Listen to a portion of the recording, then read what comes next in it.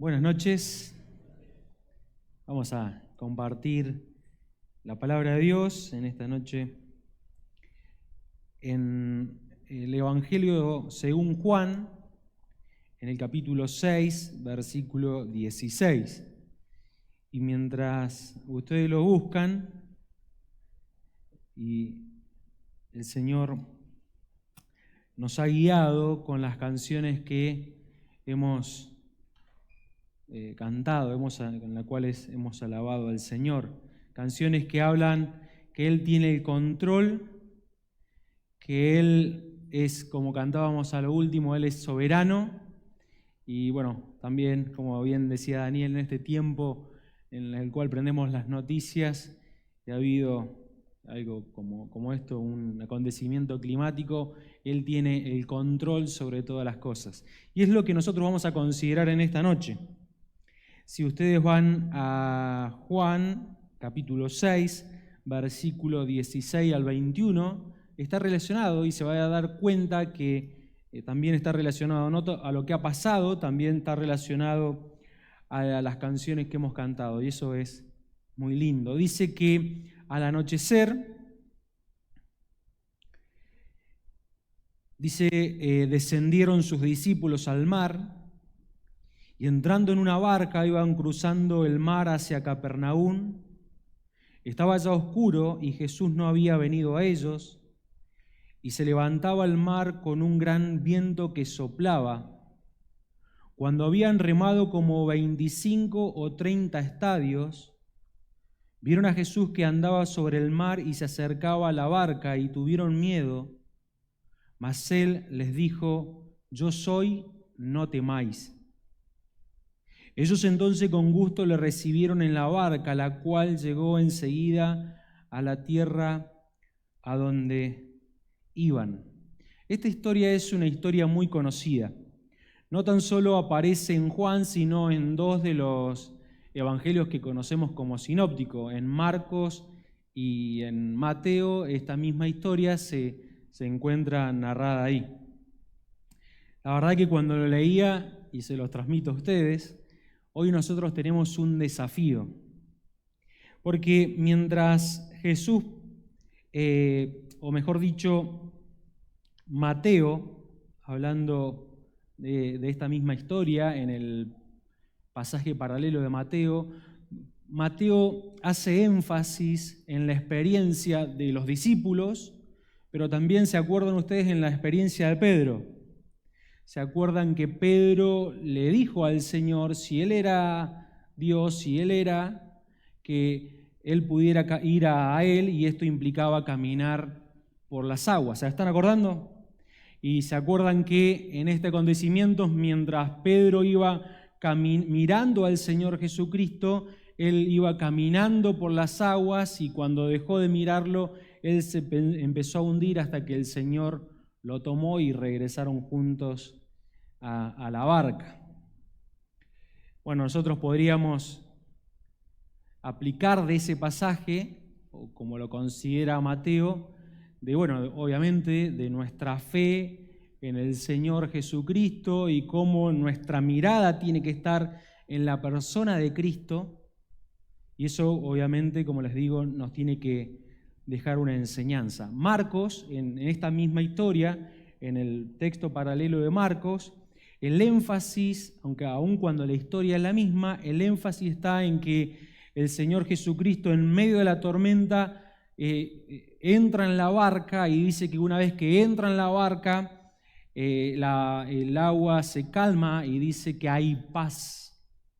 Entonces también podríamos sacar una buena enseñanza del relato paralelo de esta misma historia en Marcos, ¿no? La paz que tiene que el Señor esté en nuestra barca, podríamos decir. Pero hablando del desafío que nosotros tenemos en esta noche al considerar este pasaje, es pensar por qué Juan escribe de esta historia lo que escribe. ¿Sí? El desafío es que nosotros pensemos y consideremos en esta noche por qué Juan quiere que los lectores ya sean los originales que van a recibir el Evangelio de Juan, capten o qué idea quiere que ellos, o qué enseñanza quiere que ellos apliquen a su vida y también obviamente a cada uno de nosotros. Sabemos que no es simplemente la mano de Juan lo que está escribiendo esta historia, sino que es Dios. Entonces podríamos reformularlo. Lo que nosotros tenemos que buscar en esta noche es por qué Dios, a través de este pasaje, quiere, o qué, mejor dicho, qué quiere Dios mostrarnos en esta noche, en este pasaje. Y aun cuando vamos a considerar algunos pasajes paralelos, como les dije, de Mateo y Marco, solamente lo vamos a usar para traer luz a este pasaje, porque una vez más, Dios, a través de lo que Él ha escrito en Juan capítulo 6, Él nos quiere dar una enseñanza. Entonces esto es lo que vamos a hacer. Dice que en los versículos 6, 16 y 17 era el anochecer y dice que ellos descendieron sus discípulos al mar y entrando en una barca iban cruzando el mar hacia Capernaum. Estaba ya oscuro y Jesús no había venido a ellos. El Señor Jesucristo le había dicho a sus discípulos en la orilla del mar que fueran al otro lado y que Él los iba a alcanzar. Por ejemplo, esto lo vemos en Mateo capítulo 14, versículo 22. En Mateo capítulo 14 encontramos el relato paralelo, y acá específicamente el 22, cuando Él le dice lo siguiente, dice que enseguida Jesús hizo a sus discípulos entrar en la barca e ir delante de Él a la otra ribera, entre tanto que Él despedía a la multitud. Y como leemos en el versículo 17, ahora sí de Juan, nosotros vemos que no tan solo que el Señor hizo ir a los discípulos en la barca hacia el otro lado mientras Él despedía a la gente, sino que este momento dice que Jesús no había venido a ellos, versículo 17. Esta última oración, ahí en el versículo 17, y Jesús no había venido a ellos, no tan solo nos marca el lugar, el mar de Galilea o el lago para nosotros de Galilea, sino que nos marca el tiempo, ¿sí? El tiempo que ocurrió esto. Yo solamente les voy a leer, cuando uno, por ahí si entráramos en detalle y a ver los verbos, ahí son verbos imperfectos, entonces podríamos decirlo de esta manera, iban cruzando y mientras ellos iban cruzando, por otro lado, se produjo una tormenta en el lago. Y nos dice Juan 6:17, el Señor todavía no había llegado a ellos. Esto nos pone en el lugar, el mar de Galilea, y en el tiempo en el cual ocurrían o iba a ocurrir esta tormenta. Ellos no había tormenta cuando se metieron en la barca, pero mientras iban cruzando se produjo la tormenta y el Señor todavía no llegaba a ellos. Y dice el versículo 18,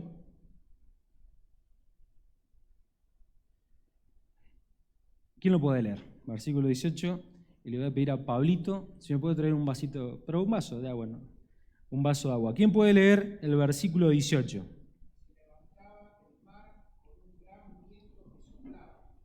Muy bien.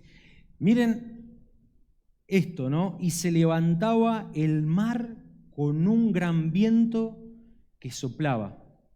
Ahora, nosotros tenemos que de alguna manera entender, o mejor dicho, recordar lo que estaba pasando acá. Como dije, el mar de Galilea, o lo que nosotros vemos, que la Biblia hace mención del mar de Galilea, es para lo que nosotros, en lo que está alrededor nuestro, sería prácticamente un lago. Pero este lago, como la mayoría de nosotros sabe, tiene la particularidad que está por 200 metros por debajo del mar. ¿Sí? A diferencia, nosotros vamos a la montaña y no sé si hay aplicaciones, o algunos relojes que dicen cuánto estamos sobre el nivel del mar. Este lago tiene la particularidad que está por debajo del mar, 200 metros, y al costado, alrededor del lago, hay cerros que están 600 metros por arriba del nivel del mar. Para que nosotros tengamos una idea, cuando el Señor Jesús se metía en la barca, ¿se acuerdan ustedes? Hacía una acústica en ese lago porque de alguna manera es particular. Hasta el día de hoy, no estoy diciendo nada nuevo, la gente que visita ese lugar, una de las gracias, o una de las experiencias, mejor dicho, que tiene ir a esa tierra, es meterse en el lago, el mar de Galilea, y bueno, las personas flotan, ¿no? Y bueno, uno puede ver videitos por esta depresión que ocurre ahí. Ahora, lo particular que tiene esto, muchas gracias, Justi, lo particular que tiene esto es que cuando desciende el viento, imaginémoslo por un lado, es una especie de olla, los cerros, hay una diferencia de 800 metros, 200 para abajo, 600 para arriba, dice que cuando se inyecta, por así decirlo, el viento golpea con las aguas, o golpean las aguas, que hace que un lago se transforme en lo más profundo de un mar. Dice que llegan a haber olas que pasan, como vamos a ver en la palabra, hasta la altura de una barca.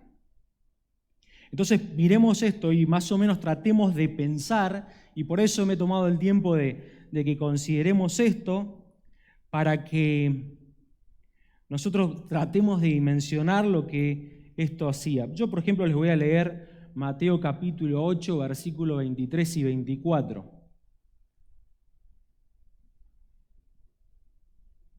Tenemos la tarea de ir pensando o tratar de imaginar lo que esto o lo que estaba ocurriendo. Esta no es solo una historia paralela, es en otro momento, pero más o menos para entrar en detalle, dice: y entrando él en la barca, sus discípulos le siguieron, y he aquí que se levantó en el mar una tempestad tan grande que las olas cubrían la barca, pero él dormía. Miren lo que dice acá: y aquí se levantó en el mar una tempestad tan grande que las olas cubrían la barca. Imagínense un lindo lago, en cuestión de segundos se convertía en un mar bravo, como nosotros vemos acá, olas que pasaban la barca. Ahora, en el medio de todo esa tormenta, en el medio de todas esas olas, en el medio de que la barca iba para un lado o para el otro, en el medio que estos hombres, y muy probable, y con toda seguridad, mejor dicho, Juan, quien está escribiendo, experimentó esto, la barca se iba para un lado y para el otro, habían, como dijimos, olas que llegaban a pasar a la barca. Dice el versículo 18, viéndole ellos andar sobre el mar, pensaron que era un fantasma y gritaron porque todos lo veían y se turbaron. Perdón, estoy leyendo Marcos 6, 49 y 50. Me adelanté y podríamos también leer Juan 6, 19. ¿Quién lo puede leer?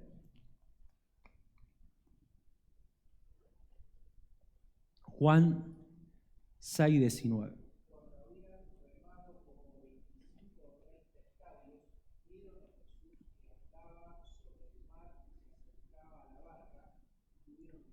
Bien, ese era el versículo, me había adelantado. Ese es el versículo que quería mencionarles. El momento en el cual ellos ven a Jesús caminando por las aguas. Dice, cuando habían remado unos como 25 o 30 estadios, vieron a Jesús que andaba sobre el mar y se acercaba a la barca y tuvieron miedo. En el pasaje paralelo, yo se los leo, Mateo capítulo 14, versículos 24 y 26. También nos hace dimensionar un poco la situación. Y ya la barca estaba en medio del mar, Mateo 14, 24, azotada por las olas, porque el viento era contrario. Mas a la cuarta vigilia de la noche, Jesús vino a ellos andando sobre el mar, Y los discípulos, viéndole andar sobre el mar, se turbaron diciendo: un fantasma, y dieron voces de miedo, gritaron. Ahora sí les leo Marcos 6, 49 y 50. Viéndole, Marcos 6, 49 y 50.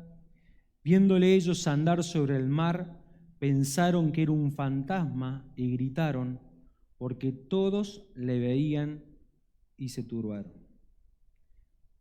He leído en los tres relatos lo mismo, para que nosotros podamos ver ni más ni menos que ellos estaban viendo al Señor Jesucristo. Y es lo que se está refiriendo acá. Y quiero hacer mención porque ellos no estaban viendo, la transfiguración del Señor Jesús. Ellos no estaban viendo a un Jesús transformado. Ellos estaban viendo a Jesús, al mismo que había estado con ellos en la playa, en la costa. O sea, una vez más, ellos dice, ¿qué pasó cuando lo vieron? Tuvieron miedo. Y algunos decían, no lo dice en los otros evangelios, dicen, ¿qué pasa? ¿Quién es? Un fantasma. Ahora, lo que yo quiero hacer énfasis acá es que no están viendo una imagen distorsionada del Señor Jesús. No es que acá el Señor, con todo respeto lo digo, le aparecen alas y camina sobre las aguas. Lo que están viendo acá es a Jesús, al mismo Señor. No están viendo, una vez más, no lo están viendo transfigurado, no lo están viendo transformado. Lo que les llama la atención es que el maestro que les enseñaba en la costa, el que les había enseñado y les había dicho ser Dios, estaba ahora caminando sobre las aguas. Eso le daba miedo. El Señor Jesucristo era el mismo, una vez más, el mismo que le enseñaba en el monte. Ese es el mismo Señor que había dicho ser Dios, ahora está caminando como Dios.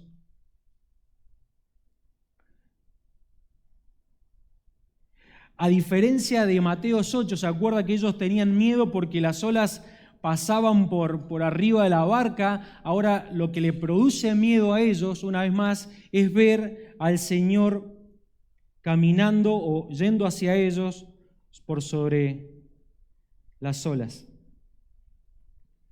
Yo había notado, miremos el contraste, no le daba miedo las grandes olas, eso no les daba, en esta oportunidad no les estaba dando miedo, les daba miedo a Jesús caminando por esas olas, les daba miedo el que podía apaciguar esas olas, ese Jesús les daba miedo. Aquel que podía traer calma, él le daba miedo. Verlo caminar, eso le producía miedo, no las olas en este versículo. Y cuando lo miraban, pensaban que era pensaban que era un fantasma. Este no es Jesús. Es que va más allá de lo natural. Y va más allá de lo que nosotros podemos concebir. Nosotros, decían ellos, podemos concebir que el mal, porque seguramente no era la primera vez, podemos ver que el mar, hay olas, está la tormenta, el viento sopla, como se inyecta por el mar y hace que se produzca una tormenta de esta magnitud. Eso no nos da miedo porque nosotros lo podemos controlar, tal vez pensaban ellos, porque no va a ser la primera vez que estamos en esta situación. Ahora, lo que nos da miedo es ver a Jesús caminar. Una vez más, aquel que puede tranquilizar la tormenta, eso le producía miedo. En Marcos, capítulo 6, versículo 52, hablando de este mismo relato, Marcos nos da la razón por qué pasaba esto, por qué tenían este miedo. Dice Marcos, porque aún no habían entendido lo de los panes. Gabriel nos compartió sobre eso, por cuanto estaba endurecido su corazón. O sea, todavía no podían comprender. Tal vez, está bien, no se comparaban la incredulidad de ellos con la incredulidad arrogante de los escribas y fariseos. Pero estos hombres, todavía su corazón estaba duro, que no podían entender quién era este maestro, aquel que caminaba por las aguas. Y nos pasa a nosotros. Y pensaba yo en esta tarde, Cuando me pasa a mí, cuando yo tengo una mirada distorsionada de Dios. Nos pasa a nosotros cuando tenemos una mirada distorsionada de Cristo y del poder. Y el poder para cambiarnos. Yo estoy seguro que cada uno de nosotros cree en este pasaje de la Biblia. Yo estoy seguro. No sé si hay alguno que se atreva a decir, no, eso no ocurrió, o yo estoy seguro que ninguno de nosotros puede decir, el Señor no puede calmar la tormenta. ¿Hay alguien que diga, no puede? Yo estoy seguro que nadie se atrevería a decirlo, al menos conociéndoles las caras a ustedes, ¿no? Ahora, muchas veces nosotros, aun cuando creemos en eso, nosotros tenemos una mirada distorsionada de Cristo y de su poder. Yo una vez más, yo les pregunto, ¿el Señor puede calmar esta tormenta? Y ustedes me van a decir que sí, y yo también voy a decir que sí, porque yo creo que puede apaciguar esta tormenta. Ahora, ¿creo realmente en el poder de Dios que puede transformar mi vida? ¿Lo creo? Lo creo. Ahora, es verdad, y le puedo decir que yo tengo la mirada correcta hacia Dios que puede cambiar mi vida. Y yo tengo que ser honesto, y muchas veces, no sé si logro tal vez tener la incredulidad de estos hombres, pero sí estoy seguro que puedo llegar a tener una mirada distorsionada de esto. Y sé que el Señor puede hacer grandes cosas, pero muchas veces por mi comportamiento y por mi conducta, o por lo que yo pienso, he dejado y no le he dado al Señor que Él manifieste su poder en mi vida. Y pensaba yo, y en algunas cosas ¿no? que todavía lucho, digo, ¿realmente le he dado estas cosas al Señor? Ahora, si el Señor pudo calmar la tempestad, porque Él es Dios, ¿cómo no va a trabajar en mi vida? Y bueno, me traía a la mente en estas cosas, en estas áreas. Hermanos, el Señor, una vez más, puede apaciguar una tormenta y puede con su poder cambiar y transformar cada área, cada arista de nuestras vidas. Si hay algo en lo cual se especializa nuestro Señor es en hacer milagros. Milagros al punto, no milagros, una vez más, que vamos a ver entre nosotros, que descienda fuego o alguien se desmaye. No, el milagro más grande que puede hacer el Señor es cambiar una vida. Una persona que estaba muerta, traerla a la vida y seguir en esa persona que tiene vida, seguir siendo transformados. Pensaba, ¿hace cuánto que no me maravillo en el Señor de decir, bueno, Él ha trabajado en esto y cada uno de nosotros que nos conocemos hasta lo más profundo puede decir, si no hubiera sido por el Señor, esta área de mi vida yo no la hubiera cambiado. No sé si les pasa a ustedes, cada uno conoce más que nadie nuestro propio carácter y podemos decir, si no hubiera sido por el Señor, esto no lo hubiera cambiado. Se dan cuenta que tal vez tengamos una mirada distorsionada de aquel que camina por las aguas y aquel que cambia y transforma la situación de tormenta en una paz, como dice Marcos, en una paz en la cual trae tranquilidad. Ahora, aun cuando Dios puede hacer maravillas, porque Él es soberano y lo cantábamos, en cuanto a nuestra responsabilidad, hermanos, tenemos que conocer a Jesús en la orilla para que cuando venga la tormenta en el mar no sea solo un fantasma. ¿Sí? El Señor nos puede hacer pasar por momentos y gloria a Dios en el cual puede usar esos momentos. Tal vez estábamos mal y Él lo convierte en bien para que nos acerquemos a Él y nos arrepintamos. Pero en cuanto a nuestra responsabilidad, tenemos que conocer al Señor Jesucristo en la orilla para que cuando estemos en el medio de la tormenta, el Señor Jesucristo no sea como lo fue para estos hombres, un fantasma que daba miedo. Que podamos decir como Job, me acordaba de oídas, te había oído, mas ahora, ¿qué dice? Mis ojos te ven. Si hay alguien que se sorprendía del poder de Dios, era Job. Y miren que era un hombre íntegro, un hombre en el cual la mirada de tanto de Dios y de Satanás estaban sobre él, y aún así él decía esto: de oídas te había oído, mas ahora mis ojos te ven. En el medio de la tormenta, en el medio de ese desconocimiento, dice el Señor Jesucristo que no tan solo se arrima hacia ellos, sino que les habla. Dice el versículo 20, mas Él les dijo: yo soy, no temáis.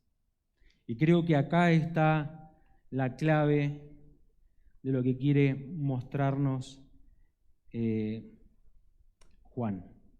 Él se está presentando como el mismo Dios, y de la misma manera que Dios se ha presentado a través de la historia de la humanidad. Yo soy. Déjenme leerle unos versículos. Antes que eso, nos ayuda a pensar en esto de yo soy. Decir lo que alguien ha escrito habla de la autoexistencia de Dios, habla de su divinidad absoluta. Ese yo soy lo hace particular, a diferencia de los dioses que puedan crear las personas. Cuando, ¿se acuerdan? Cuando las personas pensaban en Abraham, ¿qué decía el Señor Jesucristo? Antes que Abraham, yo soy. Él ha existido eternamente. Aquel que caminaba por las aguas, aquel que se arrimaba a aquellos que estaban desesperados, era aquel que ha existido, como vemos en todo el libro de Juan, eternamente, el yo soy. Dice Éxodo capítulo 3, versículo 14 y 15, es tal vez el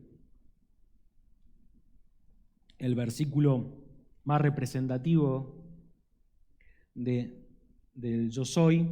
Dice: yo soy el que soy, y dijo: así dirás a los hijos de Israel: yo soy, me envió a vosotros. Además dijo Dios a Moisés. Podríamos hacer una pregunta: ¿quién está diciendo yo soy? Según lo que hemos leído hasta ahora, Dios. ¿Quién dice que es yo soy en el Nuevo Testamento?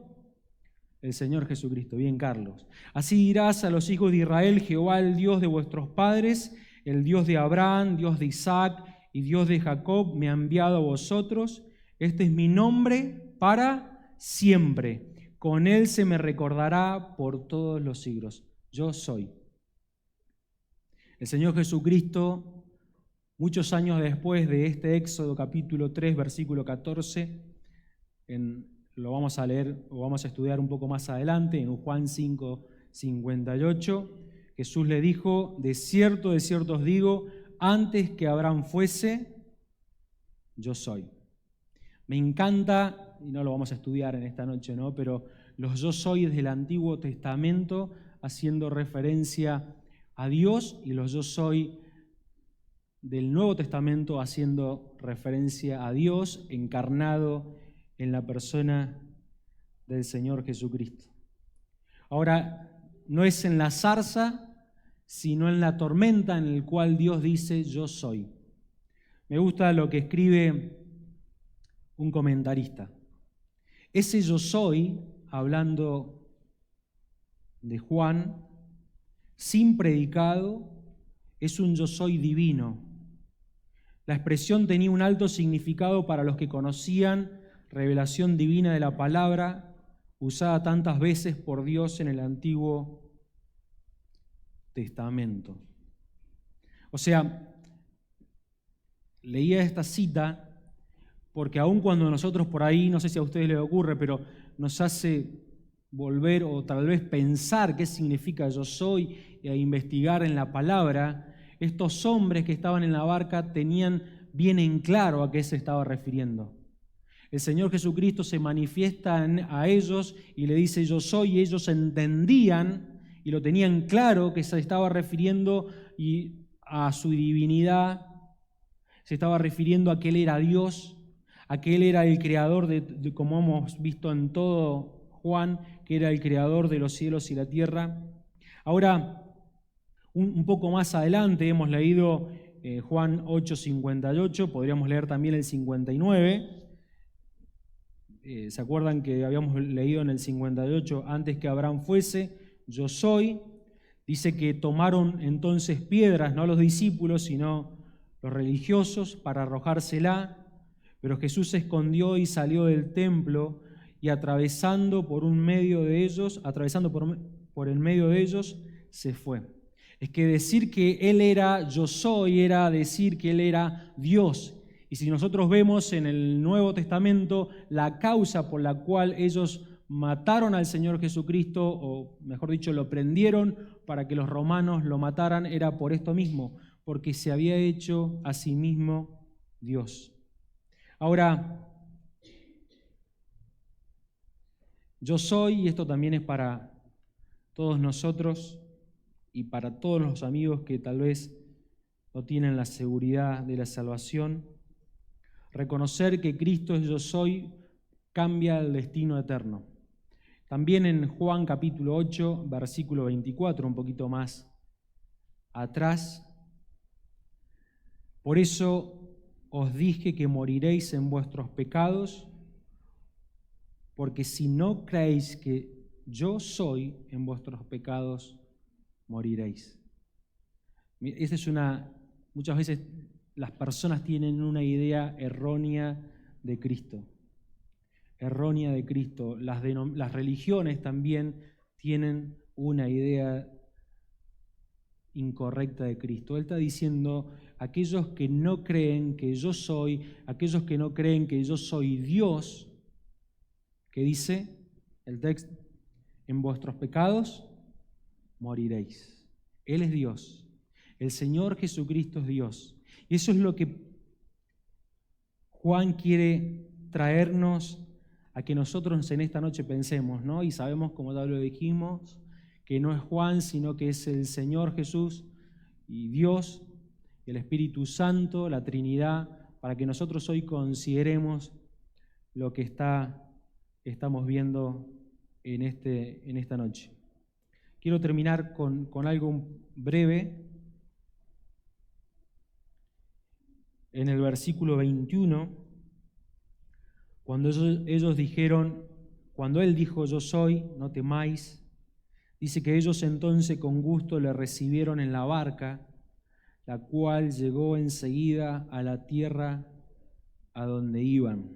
En el pasaje paralelo de Mateo, en el 14, 32 y 33, dice, entonces los que estaban en la barca vinieron y le adoraron diciendo, verdaderamente eres Hijo de Dios. Me encanta lo que aporta Mateo acá, ¿no? Entonces los que estaban en la barca vinieron y le adoraron diciendo, verdaderamente eres Hijo de Dios. Marco dice que se quedaron maravillados de que este era verdaderamente, como dice Mateo, Hijo de Dios. Hermanos, para resumir en esta noche, que podamos ser conscientes que en la tempestad Cristo es suficiente. Cristo es suficiente. Que podamos tener claro, como hemos visto en solamente este mensaje de un punto, la idea correcta que nosotros tenemos que tener. Que haya en nosotros un conocimiento tal que si dependiera de nosotros, cuando estamos en la tormenta, Él es Dios y no un fantasma que nos da miedo. Que no tengamos que solamente conocer al Señor en la tormenta. Y no estoy hablando, es verdad que como hijos de Dios es en la tormenta que experimentamos al Señor. Obviamente que vamos a experimentarlo y vamos a conocerlo más. Y gloria a Dios, y es parte de la tribulación, es parte de la prueba. Pero que nosotros, como decíamos en este mensaje, que podamos conocerlo en la orilla, en la costa, para que cuando estemos en la tormenta Dios no se convierta en un fantasma. Ahora, una cosa más, y creo que es la razón por la cual los cristianos pasamos por prueba, aun cuando una de las buenas razones es que crecemos Una de las buenas razones es que salimos, y gloria a Dios que pase en nuestra vida, salimos fortalecidos, crecemos en las pruebas, pero si es el lema de la prueba, tiene que ser la siguiente: que aun cuando no entendamos a dónde va nuestra barca, en el medio de la tribulación, imagínese nuevamente esa barca que el viento está chocando como de arriba y está levantando olas que no podemos ni imaginar. Dios sea glorificado. Dios sea glorificado. Y Dios nos maraville, como dice Marcos, y que Dios tome nuestra atención. Ahora, saben que ellos tuvieron que seguir remando. Es verdad que el agua se calmó, pero es verdad, pero llegó el momento en el cual tuvieron que seguir remando, tuvieron que pasar al otro lado. No es que vino, no sé, un plato volador y los llevó. No, tuvieron que seguir remando, pero Dios estaba con ellos. Habían reconocido que verdaderamente Él era el Hijo de Dios, era Dios. Y la cosa cambió. Ahora, la mejor manera de pasar una prueba es cuando nos maravillamos. ¿Por qué? Porque como estos discípulos los llevó a adorarle a Él. Sé que es muy fácil decirlo, pero cuando uno está en medio de la prueba es muy difícil pasarlo. Hermanos, el único remedio en la tempestad es que nosotros conozcamos a Cristo y nos maravillemos por Él. Y es verdad que muchas veces Dios puede usar un montón de cosas, Dios puede usar hermanos que nos van a animar en medio de la tempestad, en medio de la prueba, pero lo único que nos va a hacer estar firmes o estar mirando al otro lado es solamente la persona del Señor Jesucristo. Yo soy. Que el Señor nos bendiga, que nos ayude a aplicar su palabra en esta noche.